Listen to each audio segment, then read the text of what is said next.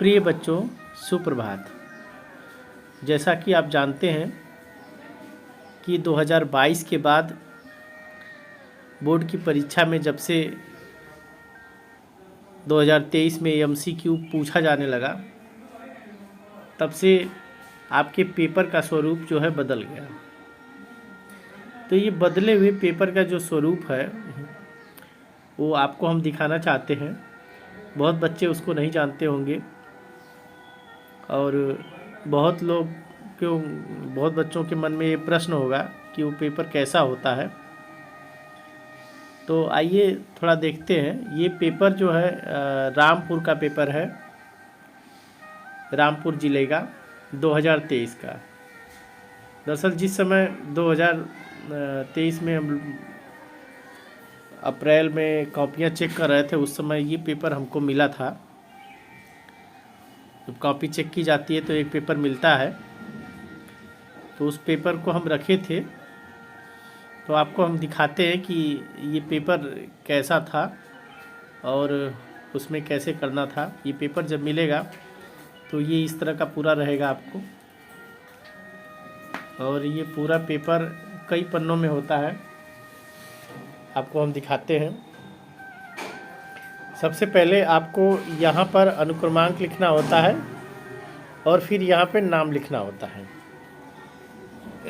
ये पेपर का कोड होता है और ये 2023 का पेपर है, जैसा आप देख रहे हैं। इस कोड को पेपर में लिखना होता है, कॉपी पे लिखना पड़ता है। ये पूरा पेपर आपका 70 नंबर का होगा। आगे देखिए 70 नंबर का पेपर होगा आपका, और ये इसमें समय दिया होगा 3 घंटे 15 मिनट। ये 15 मिनट, पूरे पेपर 3 घंटे का होता है, लेकिन 15 मिनट जो है लिखा हुआ है, देखिए निर्देश में, प्रारंभ के 15 मिनट परीक्षार्थियों को प्रश्न पत्र पढ़ने के लिए निर्धारित है। ये 15 मिनट का जो समय दिया जाता है आपको पढ़ने के लिए दिया जाता है कि पेपर पढ़ के आप अच्छी तरह उसको समझ लें। फिर देखिए इसमें 2 खंड होते हैं। प्रश्न पत्र 2 खंड अ तथा खंड ब में विभाजित है। अब देखिए प्रश्न पत्र के खंड अ में बहुविकल्पीय प्रश्न है, जिसमें सही विकल्प का चयन करके OMR शीट पर नीले या काले बॉल पॉइंट पेन से सही विकल्प वाले गोले को पूर्ण रूप से काला करें। मतलब MCQ जो क्वेश्चन है 20 नंबर का पूछा जाता है, खंड अ में रहेगा, और खंड अ में बहुविकल्पी प्रश्न हेतु प्रत्येक प्रश्न के लिए 1 अंक निर्धारित है, और जो प्रश्न के सामने दिया रहेगा प्रत्येक प्रश्न के सम्मुख उसके निर्धारित अंक दिए गए हैं। इस तरह के उसके अंक उसके सामने दिए रहते हैं। अब आइए दिखाते हैं किस तरह का होगा ये। खंड अ आपका बहुविकल्पी प्रश्न है। देखिए बहुविकल्पी प्रश्न में पहला प्रश्न पंडित प्रताप नारायण मिश्र लेखक है।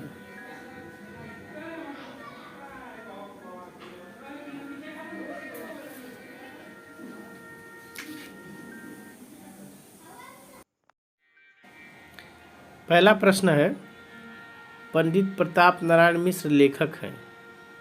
ये भारतेंदु युग के गुनाहों का देवता की विधा है। तो गुनाहों का देवता धर्मवीर भारती का ये उपन्यास है।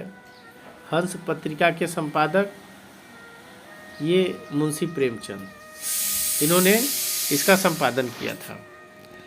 अब आगे देखिए, ये है इसका कलम का सिपाही विधा है, जीवनी है। ये आपकी लहरों के राजहंस मोहन राकेश का है। आचार्य रामचंद्र शुक्ल एक हैं, आलोचक हैं। आकाशदीप ये जयशंकर प्रसाद की कहानी है। आकाशदीप के लेखक जयशंकर प्रसाद। मैला आंचल फरीश्वर नाथ रेणु का उपन्यास है। अब देखिए, केशवदास काव्यधारा के कवि हैं, तो केशवदास रीतिबद्ध काव्यधारा के कवि हैं। आचार्य रामचंद्रिका के रचना केशवदास हैं। करुण रस का स्थायी भाव शोक होता है। सोहत ओढ़े पीत पटु श्याम सलोने गात, मनो नीलमणि शैल पर आतप पर्यो प्रभात। मनो शब्द है, मानना है, तो यहाँ जो है आपका उत्प्रेक्षा अलंकार होगा। अब आगे देखिए, ये MCQ आपको OMR शीट में करना है। रोला छंद में कुल कितने चरण होते हैं, तो 4 चरण होते हैं। अधिग्रहण शब्द में प्रयुक्त उपसर्ग है, उपसर्ग पहले लगता है, अधि है। इसी प्रकार आपको प्रत्यय के कितने भेद, प्रत्यय के 2 भेद होते हैं।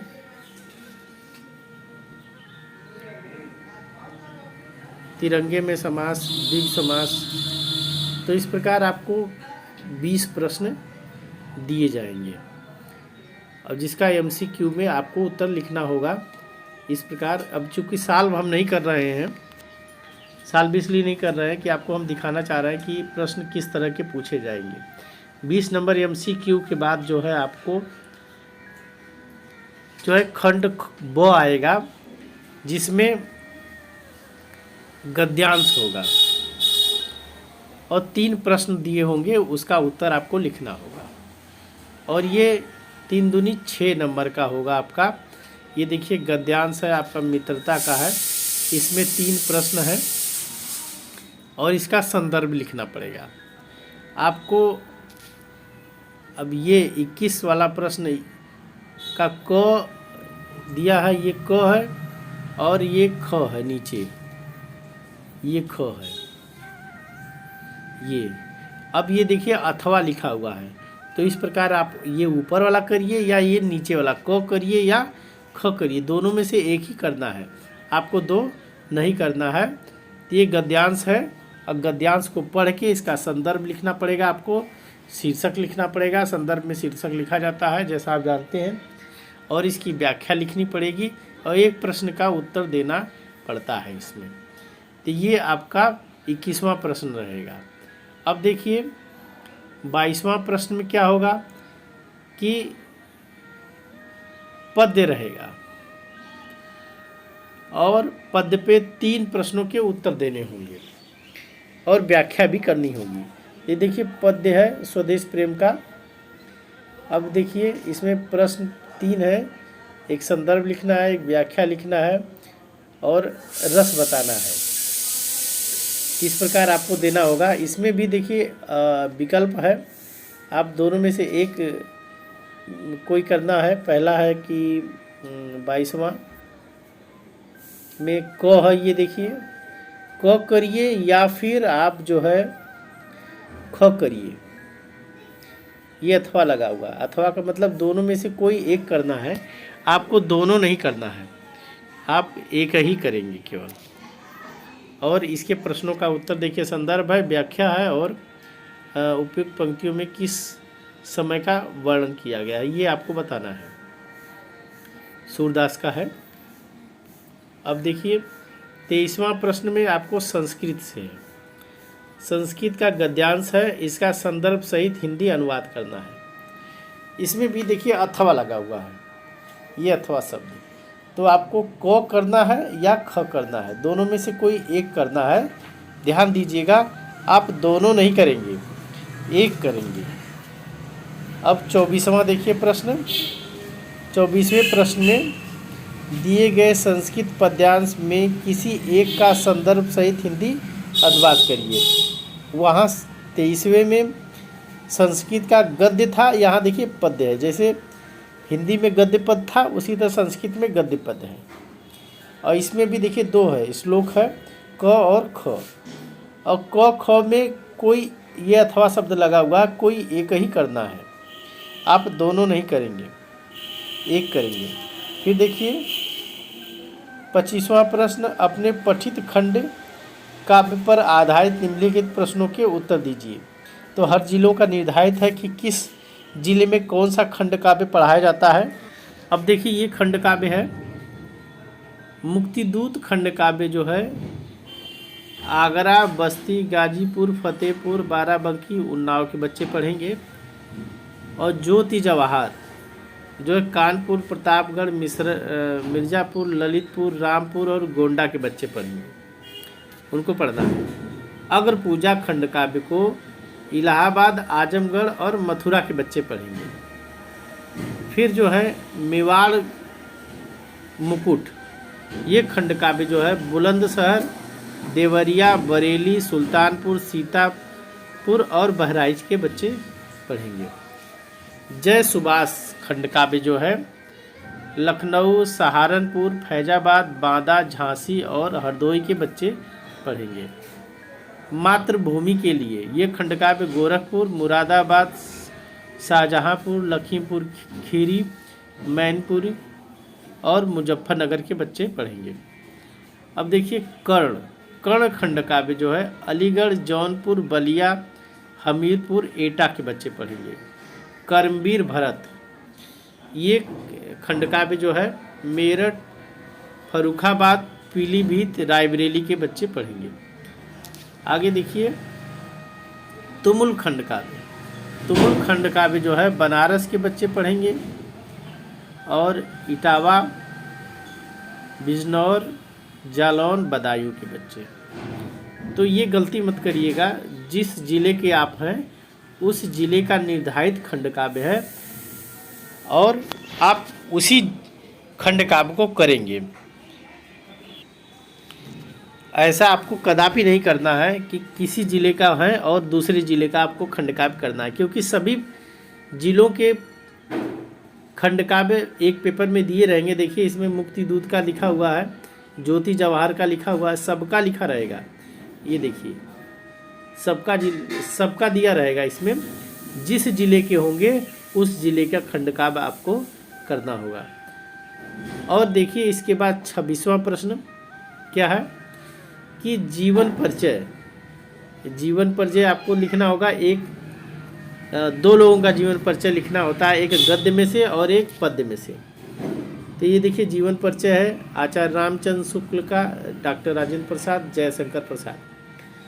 ये गद्य में का है, आपको गद्य का है। अब पद्य का जीवन परिचय एक लिखना पड़ेगा आपको। पद्य में गोस्वामी तुलसीदास, सुमित्रानंद पंत और महाकवि सूरदास, ये पद्य का है। इस पेजों पे हम लिख लिए हैं। दरअसल कॉपी चेक करते समय एक लिख लिया जाता है, कॉपी चेक करने में आसान रहता है कि किसका क्या हुआ, रफली एक बनाते हैं हम लोग, तो इसीलिए लिखे हैं। इस पे आपको दिख रहा होगा। तो ये है आपका। अब इसके बाद जो है 27वां प्रश्न, आपको अपनी पाठ्यपुस्तक में से कंठस्थ कोई एक श्लोक लिखना है। एक श्लोक संस्कृत का जो पीछे दिया हुआ संस्कृत, उसमें से एक श्लोक आप लिखेंगे। और देखिए फिर इसके बाद 2 प्रश्नों के उत्तर दीजिए। संस्कृत के 2 प्रश्न के केवल उत्तर देने हैं, चारों के उत्तर नहीं देने हैं, केवल किसी 2 प्रश्नों के उत्तर आपको देने होंगे। अब देखिए निबंध, 29वां प्रश्न आपका एक निबंध होगा। ये निबंध किसी एक विषय पर लिखना है। भारत में आतंकवाद कारण और निवारण, जनसंख्या वृद्धि के कारण लाभ और हानि, और बेरोजगारी की समस्या, विज्ञान के चमत्कार, मेरे प्रिय कवि। तो ये आपको करना होगा। अब देखिए थोड़ा बहुत स्वरूप चेंज रहता है पेपरों का हर ज़िले का, लेकिन बदलाव के साथ लगभग एक ही तरह के होते हैं। देखिए बांदा जिला का पेपर कॉपी मिली थी हमको चेक करने के लिए, तो ये पेपर बांदा जिला का है। आप देख रहे हैं कि एकदम ये उसी तरह का है। और आपको आगे दिखाते हैं। देखिए MCQ है ये बांदा जिला का। ये देखिए 7 MCQ ये है, और 8 से लेके जो है 13 तक का MCQ ये है। ये MCQ। अब देखिए यहाँ 14 से इस पेज में 14 से लेके ये 20 तक का, ये 20 MCQ हो गया। इसके बाद गद्य पद उसमें आया था, देखिए इसमें भी गद्य पद दिया गया है। गद्य है, गद्य में से दोनों में से कोई एक करना है। ये दोनों क और ख है, यहाँ क ख नहीं लिखा गया, वहाँ क ख लिखा गया था। तो ये आप ध्यान दीजिएगा, ये अथवा शब्द है, ये अथवा शब्द है। ये करिए या फिर ये करिए, दोनों में से केवल एक करना है। आगे देखिए ये पद्य है, देखिए पद्य है। पद्य में से इसमें भी अथवा, ये करिए। अथवा जो है आप, ये अथवा लगा हुआ है, अथवा ये देखिए आपको अथवा पद्य है। पद्य का आपको वही व्याख्या संदर्भ सब करना है इसमें। अब देखिए ये संस्कृत का अनुवाद है, संदर्भ लिखना है और अनुवाद करना है। इसमें भी दो रहेगा, देखिए अथवा है, आपको दोनों में से कोई एक करना है, या फिर आप इसको करिए, दोनों में से एक। देखिए ये संदर्भ लिखना है। अब देखिए पद्य, संस्कृत का गद्य का हो गया, अब पद्य का भी दिया है। देखिए पद्य का ये अथवा शब्द है, इसको करिए या इसको करिए, इसका संदर्भ लिखना है और आपको इसका अर्थ लिखना है। देखिए फिर खंड काव्य आ गया। आप जिस जिले के होंगे उस जिले का ये खंड काव्य आपको करना है। सभी जिलों का खंड काव्य दिया रहेगा, ध्यान से अपने ज़िले का ही मात्र आपको खंड काव्य करना है, दूसरे ज़िले का आपको नहीं करना है। ये देखिए सभी जिलों का खंड काव्य है, इसमें ये प्रश्न है। और इसके बाद ये देखिए जीवन परिचय। जीवन परिचय गद्य में का कोई एक करना होगा, पद्य में का कोई एक होगा। आचार्य रामचंद्र शुक्ल, जयशंकर प्रसाद, डॉक्टर राजेंद्र प्रसाद हैं गद्य में। और पद्य में आप देखिए, पद्य में तुलसीदास, सुभद्रा कुमारी चौहान और बिहारी लाल, ये 3 लोग हैं। तो इनमें से कोई एक करना है। फिर देखिए वही श्लोक लिखना है, कंठस्थ एक श्लोक लिखना है। और इसके इसमें संस्कृत के प्रश्नों में से 2 प्रश्नों के उत्तर देने हैं। सभी प्रश्नों के उत्तर नहीं आप लिखेंगे, एक केवल 2, ये 4 जो प्रश्न दिए हैं इसमें से केवल 2 करेंगे। जो आपको आता रहेगा वो आप करिएगा। ये देखिए इसके बाद निबंध है, आपको निबंध करना है। ये निबंध है, आतंकवाद कारण निवारण, वृक्षारोपण, मेरे प्रिय कवि, नारी सशक्तिकरण। आपको एक बात समझ में आ रही होगी कि प्रश्न थोड़े बहुत परिवर्तन के साथ होंगे, लेकिन पूछने का पैटर्न जो प्रश्न का है वो एक तरह का है, वो बदला नहीं है। अब ये देखिए सीतापुर का प्रश्न है, प्रश्न पत्र है, सीतापुर की कॉपी चेक करने के लिए मिली थी। तो ये प्रश्न पत्र है सीतापुर का, पिछले साल का। ये देखिए इसमें भी MCQ क्वेश्चन पूछे गए हैं पहले। ये देखिए MCQ, ये देखिए MCQ है। 20 प्रश्न किसी भी ज़िले में सबसे पहले MCQ पूछे जाते हैं। MCQ के बाद गद्य पद आएगा। देखिए गद्य पद है, इन गद्य पद्य में से संदर्भ सहित व्याख्या लिखनी होती है और कोई एक करेंगे आप, 2 नहीं करेंगे। इस चीज़ को बार बार हम इसलिए रिपीट कर रहे हैं क्योंकि बच्चे देखते हैं दोनों करते हैं, समझ नहीं पाते। अथवा शब्द ये लिखा हुआ है, ध्यान दीजिएगा, दोनों में से कोई एक ही आपको करना है। यहाँ देखिए फिर गद्य के बाद पद्य है, पद्य में भी ये देखिए अथवा लिखा हुआ है यहाँ। इन दोनों में से कोई एक ही करना है आपको, दोनों नहीं करना है। निर्गुण कौन देश के वासी है और चींटी को देखा, ये दोनों में से एक करना है, संदर्भ सहित व्याख्या। अब देखिए गद्य पद्य के बाद क्या होता है, संस्कृत का नंबर आता है। तो संस्कृत में गद्य होगा, संदर्भ लिखना है और हिंदी में अनुवाद करना है। इसमें भी अथवा शब्द ये है, अथवा शब्द को ध्यान दीजिएगा। दोनों में से एक ही करना है, दोनों नहीं करना है। देखिए अब पद्य आ गया, यहाँ भी पद्य है, इन दोनों में से कोई एक करना है आपको। इसके बाद खंड काव्य, देखिए खंड काव्य है, आपको अपने ज़िले का खंड काव्य करना होगा। फिर देखिए अब जीवन परिचय, कवियों का गद्य का जीवन परिचय, तीन में से कोई एक करना है। और ये पद्य के कवि हैं, इनमें से तीन में से कोई एक करना है। फिर संस्कृत का एक श्लोक लिखना है और संस्कृत में 4 प्रश्नों में से कोई किन्हीं 2 प्रश्नों के आपको उत्तर लिखने हैं। इसके बाद आपका निबंध का नंबर आता है, ये आप निबंध लिखेंगे। तो इस प्रकार आपको प्रश्न पत्रों को दिखाने का मतलब आपको समझ में आ गया होगा कि तीनों ज़िले के हमने आपको जो प्रश्न दिखाए, प्रश्न पत्र दिखाए, उसमें 20 नंबर का MCQ आएगा। और MCQ के बाद तुरंत जो है गद्य पद्य का संदर्भ सहित व्याख्या करना होता है। फिर जो है आपका दिया हुआ है संस्कृत का गद्य पद्य का व्याख्या करना होता है। फिर आप याद होगा कि तुमुल खंड काव्य आपको करना होता है। फिर संस्कृत में एक श्लोक लिखना पड़ता है। फिर आपको गद्य के किसी एक लेखक का जीवन परिचय, फिर पद्य के किसी एक लेखक का जीवन परिचय आपको देना होता है। फिर इसके बाद निबंध लिखना होता है। तो ये आप समझ गए होंगे कि आपके प्रश्न में पूछा क्या जाएगा और आपको तैयारी किस हिसाब से करनी है कि हम प्रश्न पत्रों को अच्छे ढंग से कर लें। आशा करते हैं कि ये बातें समझ में आई होंगी। आज का क्लास बस इतना ही। धन्यवाद।